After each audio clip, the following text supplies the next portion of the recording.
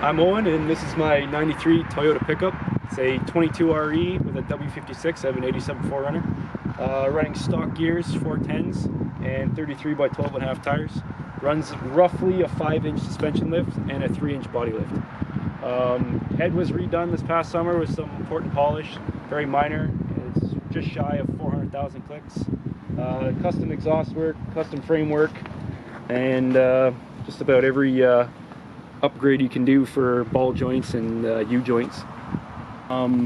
It's a trail gear 5-inch lift, which comes with 56-inch long leaf springs, 5 inches longer than stock, 5-inch hanger brackets, and then all new mounting hardware you got to weld on.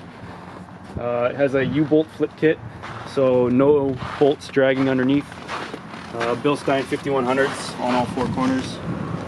Then the front was a 4-inch Skyjacker drop bracket kit, and it came with taller uprights. And then since then, that was from the previous owner, since then I put all new ball joints in it, heavy duty tie rods, heavy duty idler arm with brass bushings, and a better steering stabilizer in there. And then 1.5-inch ball joint space just to correct the negative camber.